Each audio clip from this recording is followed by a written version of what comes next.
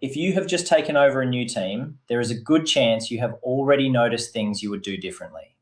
The close is not as clean as it should be. Handover notes are missing. Standards are inconsistent. People have their own ways of doing things. Maybe the team has become used to working without much direction. And the temptation is to walk in, make a list, and start changing everything. But that is usually where new leaders lose people before they have had a chance to earn their trust. When you take over a new or unfamiliar team, your first job is not to prove that you are in charge. Your first job is to understand what you have walked into, because there is a big difference between seeing a problem and understanding why it is happening. I learned this the hard way when I took over a department that had clearly slipped away from its expected standard. It was easy to see the result. Work was unfinished, presentation was inconsistent, the morning team was frustrated because they were constantly fixing things left from the night before. My first instinct was to set a whole new set of rules straight away. But before I did, I spent a few shifts watching.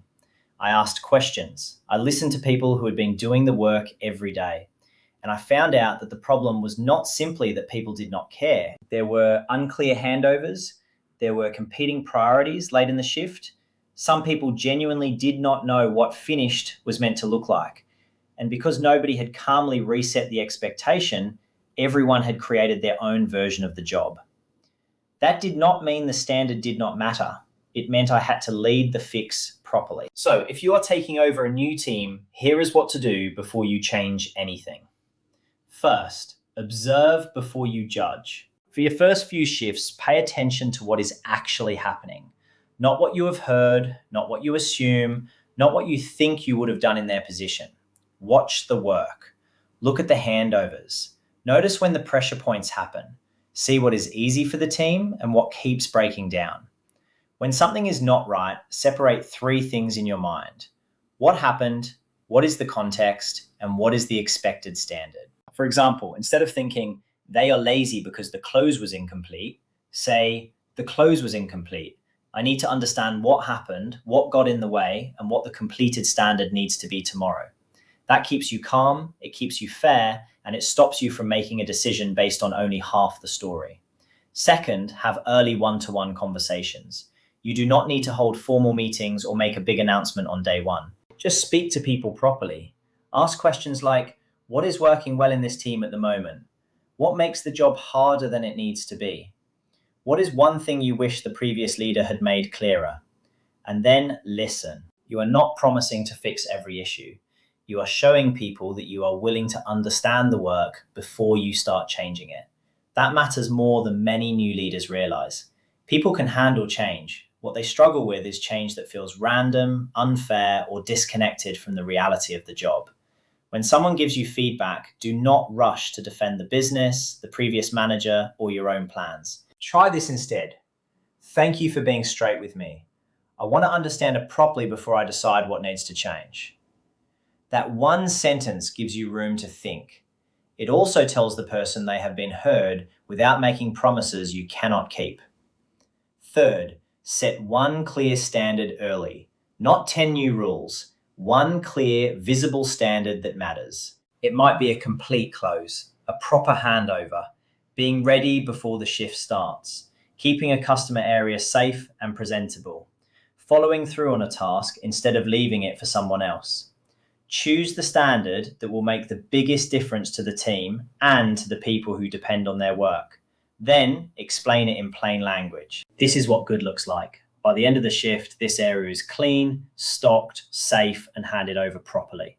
If something prevents that from happening, I need to know before you leave, not the next morning.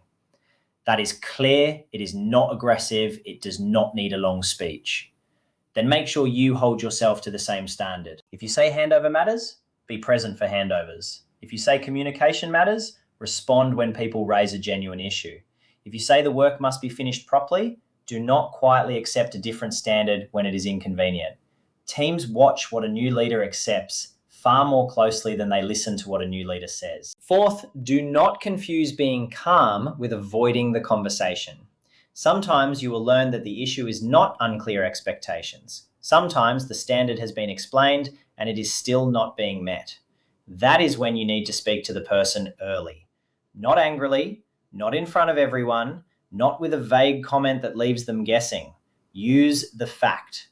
I noticed the close was not completed last night. Can we talk through what happened? Then listen. Clarify the standard. Agree on the next expectation. The expectation is that this is completed before handover. If there is a genuine issue that prevents it, let me know during the shift so we can deal with it properly. That is not being the bad manager. That is being a fair manager. One important point.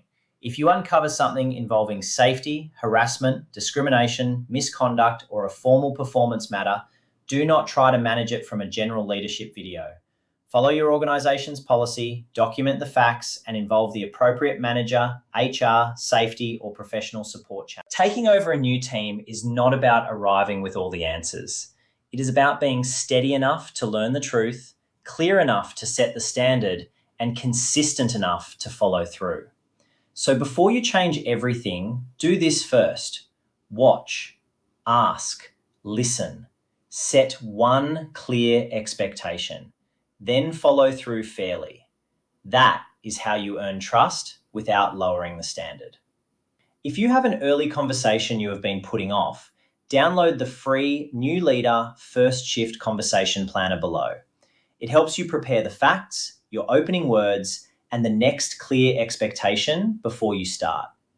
And if you want a practical system for taking over a team, leading former peers, setting standards, and handling the first 90 days with more confidence, the First 90 Days Leadership Toolkit is linked below as well.